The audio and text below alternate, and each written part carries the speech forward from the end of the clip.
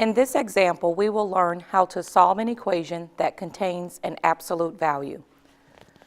The equation given to us is the absolute value of the quantity 2x minus 3 equals 5. So the first thing we want to do is we want to write equivalent equations outside of the absolute value. So we'll take 2x minus 3 equals negative 5, or 2x minus 3 equals 5. So what this does is we'll have two solutions that would make this a true statement. So I'm going to work the first equation on the left side first. We have 2x minus 3 equals negative 5. We will add 3 to both sides. That simplifies to 2x equals negative 2. And then I'll divide both sides by 2 to solve my equation. So x equals negative 1. We'll repeat the same steps for the second equation. 2x minus 3 equals positive 5. We will add 3 to both sides. That reduces to 2x equals 8.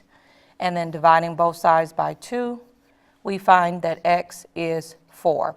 So the solution to this absolute value equation is that x can be negative 1 or x can equal 4. And you should always check your equations to make sure you have found the right solutions. So we're going to do a quick check.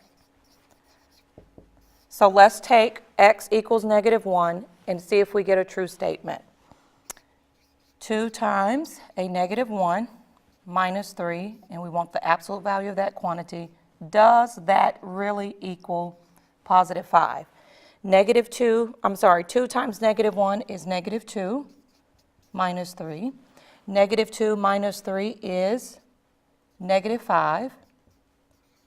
And we know that the absolute value of negative 5 is 5. So 5 does equal 5.